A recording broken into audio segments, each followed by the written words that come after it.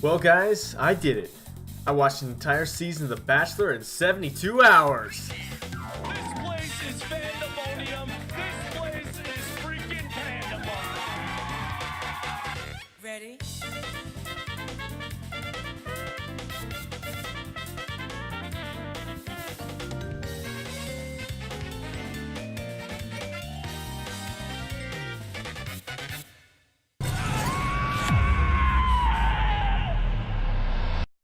He actually screams like that, but whatever. Okay, for the uninitiated, the Bachelor series pits 30 women into a desperate, thirsty pursuit of one delicious morsel of man meat.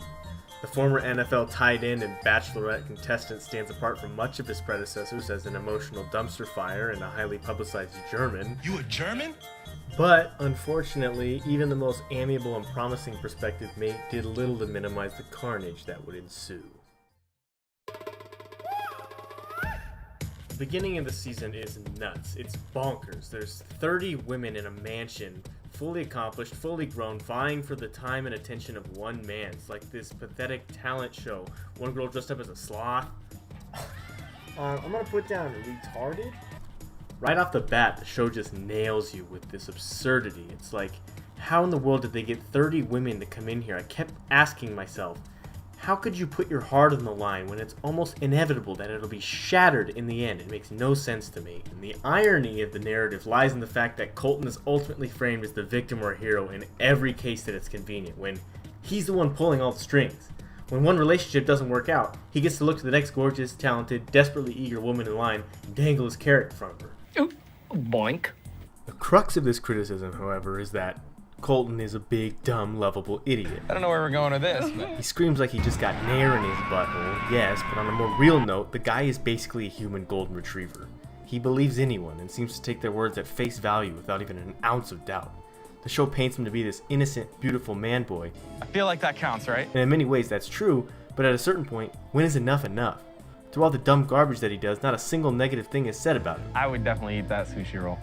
Any criticism or friction that arises is immediately deflected to the nearest co-contestant, or just simply vaporizes into thin air. The show makes Colton into a god, or almost like a king or chief. These women seem willing to do anything to garner his attention, but what happens when the fantasy ends? Colton is a big guy, yes, but what happens when this guy smacks his girl on the butt? What then, Colton? What you do? What happens if somebody calls Colton a duty head? Scared. Seriously, the guy is very sensitive. Just ask Chris. Every time something good happens for me or to me, it's always followed by something bad.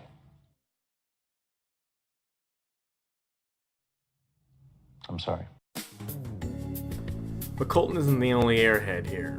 And it actually blows my mind how the women just don't anticipate the very nature of the show. Like, he takes you out, you form a relationship with him, but those other dozen or so women, yeah, he's doing the same thing with them too, dummy. But it's this that I think is one of the large draws of the series. It really does exist as a little self-contained fantasy world. The contestants are so outlandishly out of touch with what it is to be normal. My life has been, good. Yeah. Whether they were before they arrived on the show is irrelevant, as they're whisked away and swept up into this fantasy bachelor world. Throughout much of the season, I struggled to find even flashes of coherence or logic. God forbid one of these women ask themselves, what am I doing here? I'm gorgeous and I'm talented. When did any self-respecting woman accept that she herself is not enough without having to constantly battle for the immediate attention of one dude and constantly impress him to prove her worth? No less 30 beautiful women in the prime of their lives.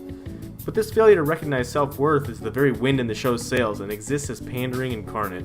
At the risk of rationalizing any portion of this emotional tire fire, it is this disconnect that provides the poignantly relatable elements that keep people hooked. We may not all get the chance to go to Vietnam and punch a direct sexual rival in the face to appease our most immediate romantic interest, but we probably want to, right? It's the immediacy of watching the entire narrative arc of a person's many romantic interests play out over the course of just a few months that is undeniably captivating. Man, woman, or child, it's ingrained in us to be captivated and even feel a sense of empathy for much of what happens.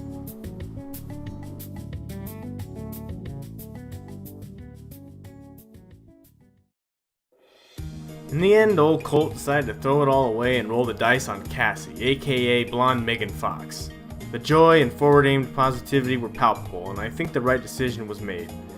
And though this show is a vapid, pandering disaster by almost all accounts, you can't help but feel happy for two people who, They were in fact desperate enough to join this circus for a chance at real love, ultimately found that in each other.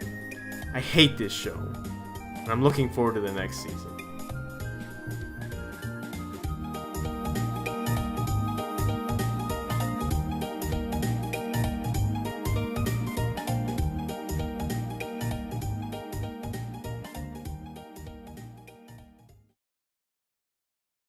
I feel like the luckiest man in all of Vietnam right now.